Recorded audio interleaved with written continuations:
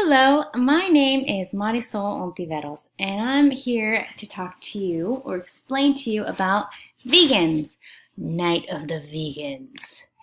So basically, you probably all know, but veganism, it's a type of vegetarian diet that excludes meat, eggs, dairy products, and all other animal-derived products and ingredients.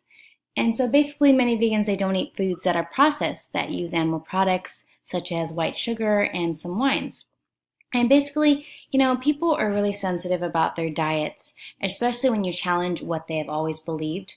Like, trust me, I've always desired eating meat and chicken, but sometimes when you make foods that taste similar and it doesn't have the animal products, it's healthy for you and the environment.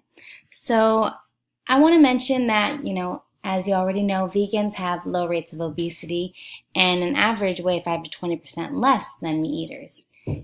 And on a whole, it's linked to lower BMIs, reduced risks of type 2 diabetes, and lower incidence of cardiovascular diseases. Furthermore, as you already know, fruits and veggies lower your risks of certain cancers. And I also want to add that the best way to minimize conflict towards maybe you and other people who don't like veganism is just to emphasize that if you are going vegan for your own reasons, that it just works for you. So in other words, you can tell other people that it's about something, it's your decision, and nobody feels that they have to defend their own choices. Basically, veganism is for what you want to do. And basically 20% of man-made pollution comes from the meat industry, putting factory farming ahead of transportation and contributing to the greenhouse effect. So furthermore, it takes about 40 calories of fossil fuel energy to create every 1 calorie of feedlot beef in the US, compared to 2.2 calories of energy needed to create plant proteins. And as you can see, the sad little cow would so love for us to make plants on the lot instead of using all of this, 20 gallons of water per 1 cow to be alive for a tiny amount of time, basically just to die and be eaten. And so if you're serious about being vegan, checking food labels and verifying ingredients is a must, because a lot of food products, they may seem vegan, but they're not.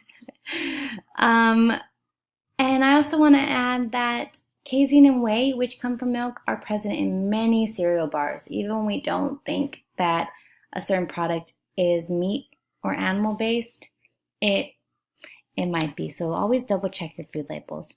And especially when you're baking really delicious things, you can replace your eggs and dairy by adding applesauce, or you can use seltzer and yeast.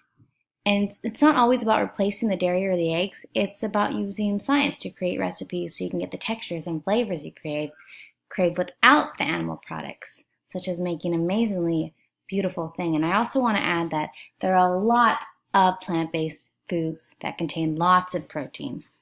So don't worry about where you're going to get your protein. You'll be getting lots of protein from a lot of fiber foods.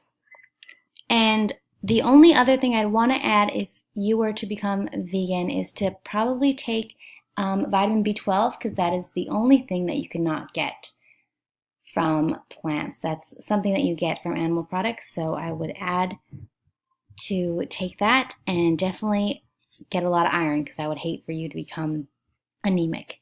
And that is all I have to add about that. And thank you for listening to my little spiel.